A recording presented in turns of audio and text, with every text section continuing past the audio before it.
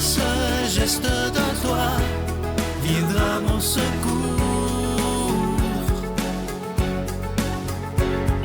Viens semer dans mon âme le grain de l'amour.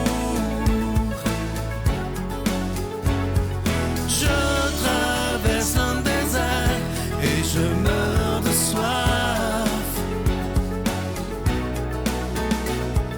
Montre-moi le mystère qui garde la foi. Bon jeudi Saint, 14 avril. Bienvenue à votre émission La Victoire de l'amour. On s'en va rejoindre tout de suite Simon Lessard pour sa chronique et à l'homélie, ce sera le Père Gauthier.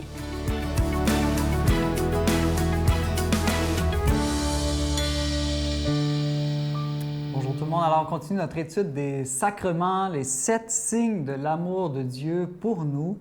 Et connaissez-vous la définition officielle du sacrement? Je vous l'avais peut-être appris dans le petit catéchisme, ceux qui sont un peu plus vieux que moi, mais elle est encore bonne, cette définition-là. On dit « Les sacrements sont des signes efficaces de la grâce, institués par le Christ et confiés à l'Église, par lesquels la vie divine nous est dispensée. » Alors, il est bon d'apprendre par cœur cette définition-là parce qu'en très, très peu de mots, elle nous dit l'essentiel, le plus important. Et elle commence en disant que ce sont des signes. Mais des signes de quoi? C'est ça qu'il faut se demander. Eh bien, ce sont des signes de la grâce, des signes de notre sanctification. Et qu'est-ce que la grâce? Eh bien, la grâce, c'est tout simplement l'amour gratuit de Dieu pour nous.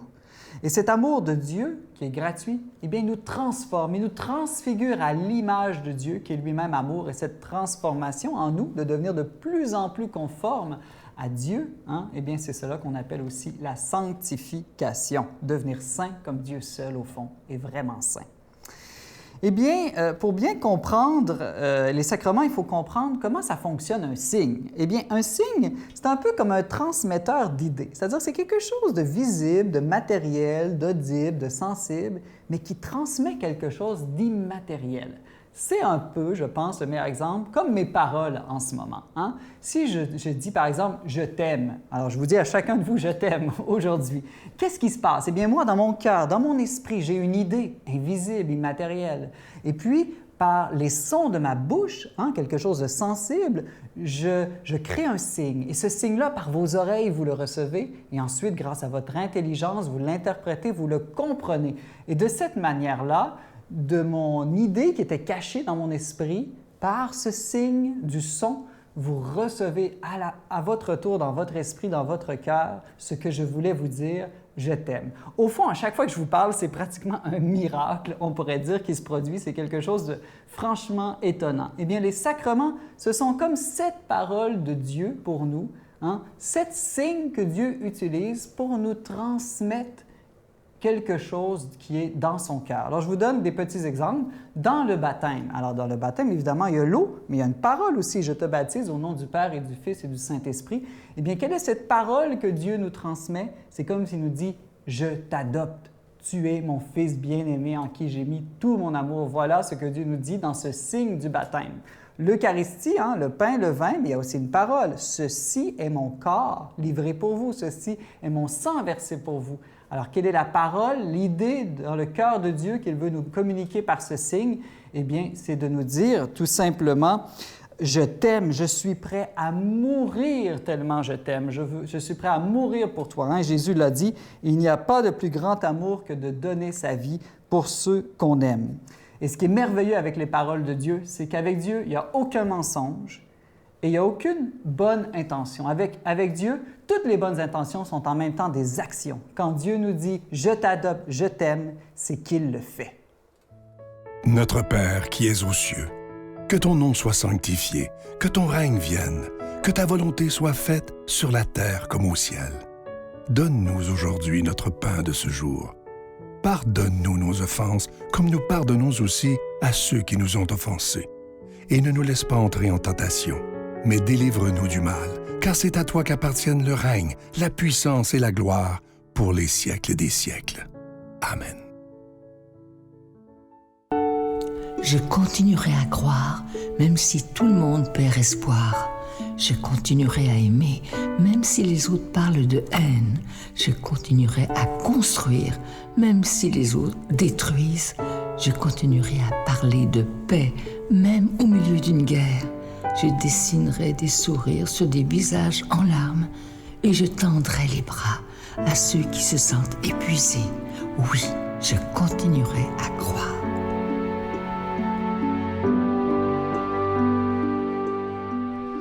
Je suis tellement content de vous parler de ce magnifique cadeau du mois, une exclusivité de la Victoire de l'amour. Il s'agit de la Croix de la Résurrection. C'est en acier inoxydable, ça inclut la chaîne et ce bijou, il est déjà béni. Et comme c'est en acier inoxydable, bien, ça ne ternira jamais. C'est une magnifique Croix de la Résurrection. Et je dois vous dire une chose, je l'ai montré à des plus jeunes, mais vraiment des gens dans la vingtaine, etc. Et tous m'ont dit, autant les gars que les filles, que c'est beau, je le porterai. Alors, ça se donne bien en cadeau parce que c'est un beau bijou. Il est très massif, c'est de toute beauté. Je vous le dis, là, il est vraiment très, très beau. Alors, je vous donne l'adresse. La Victoire de l'amour, case postale 120, succursale Boucherville à Boucherville, le J4B 5E6. Je vous la redonne. La Victoire de l'amour, case postale 120, succursale Boucherville à Boucherville, le J4B 5E6. Également par téléphone, par carte de crédit du lundi au vendredi de 8h30 à 16h30 dans le 514-523-4433, 523-4433 ou sans frais le 1-888-811-9291, 1-888-811-9291 et aussi sur notre site Internet, le www.lavictoiredelamour.org.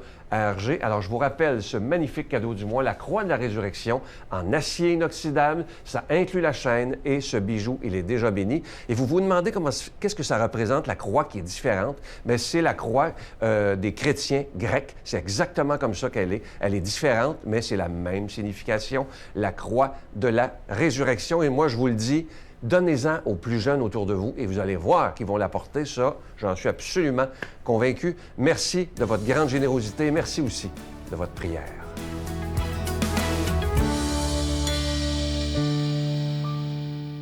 Mon Dieu, donnez-moi la sérénité d'accepter les choses que je ne peux changer, le courage de changer les choses que je peux et la sagesse d'en connaître la différence.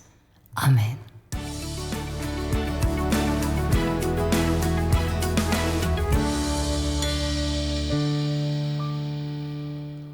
Bonjour chers frères et sœurs. L'évangile qui nous est proposé aujourd'hui est l'évangile selon saint Jean, au chapitre 13, versets 1 à 15. Avant la fête de la Pâque, Jésus, sachant que son heure était venue, l'heure de passer de ce monde au Père, lui qui avait aimé les siens qui sont dans le monde, les aima jusqu'à l'extrême. Au cours d'un repas, alors que déjà le diable avait jeté au cœur de Judas Iscariote, fils de Simon, la pensée de le livrer, sachant que le Père a remis toutes choses entre ses mains, qu'il est sorti de Dieu et qu'il va vers Dieu, Jésus se lève de table, dépose son vêtement et prend un linge dont il se ceint. Il verse ensuite de l'eau dans un bassin et commence à laver les pieds des disciples et à les essuyer avec le linge dont il était ceint. Il arrive ainsi à Simon-Pierre qui lui dit « Toi, Seigneur, me laver les pieds ?» Jésus lui répond, « Ce que je fais, tu ne peux pas le savoir à présent, mais par la suite tu comprendras. » Pierre lui dit, « Me laver les pieds à moi, jamais. » Jésus lui répondit, « Si je ne te lave pas, tu ne peux pas avoir part avec moi. » Simon lui dit, « Alors Seigneur, non pas seulement les pieds, mais aussi les mains et la tête. » Jésus lui dit, « Celui qui s'est baigné n'a nul besoin d'être lavé, car il est entièrement pur, et vous, vous êtes purs, mais non pas tous. » Il savait en effet qui allait le livrer, et c'est pourquoi il dit, « Vous n'êtes pas tous purs. » Lorsqu'il eut achevé de laver les pieds, Jésus prit son vêtement et se remit à table et leur dit, « Comprenez-vous ce que j'ai fait pour vous? Vous m'appelez le Maître et le Seigneur, et vous le dites bien, je le suis. Dès lors, si je vous ai lavé les pieds, moi le Seigneur et le Maître, vous devez vous aussi vous laver les pieds les uns les autres. Car c'est un exemple que je vous ai donné. Ce que j'ai fait pour vous, faites-le vous aussi. » Frères et sœurs, magnifique évangile. Et aujourd'hui, c'est le jeudi saint. Dans d'autres diocèses, ça sera la messe chrismale. Peut-être dans vos diocèses, cela a été passé avant.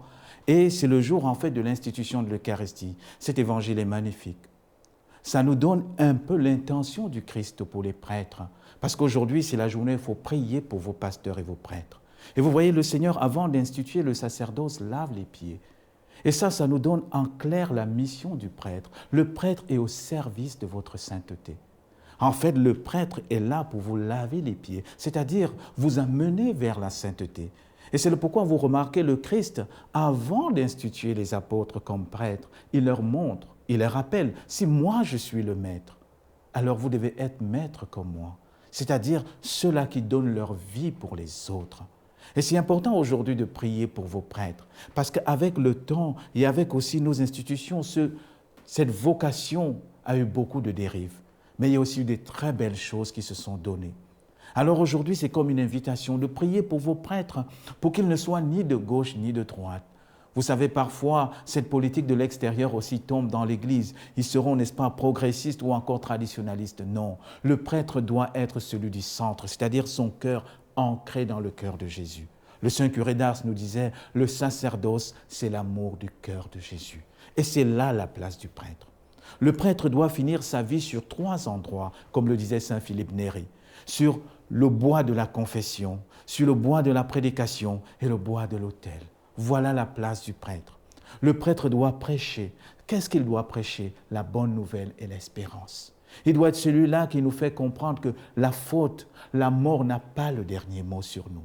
Il doit aussi être là sur le banc de la confession pour nous prêcher la miséricorde de Dieu. Pour dire qu'au-delà de nos chutes, rien ne peut nous arrêter. Rien ne peut arrêter l'amour du Père.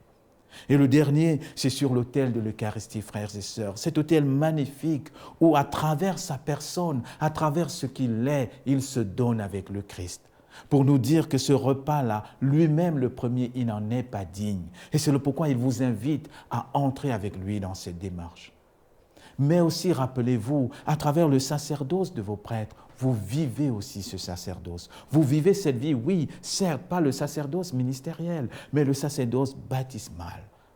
Et aujourd'hui, en priant pour vos prêtres, priez pour que vos prêtres deviennent vraiment des chefs d'orchestre. Je m'explique.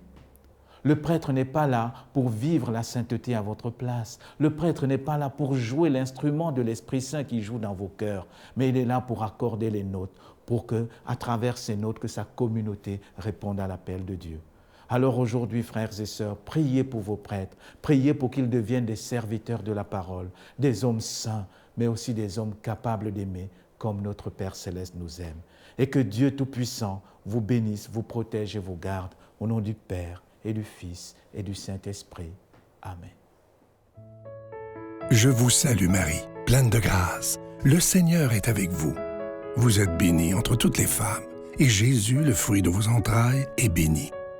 Sainte Marie, Mère de Dieu, priez pour nous pécheurs, maintenant et à l'heure de notre mort. Amen.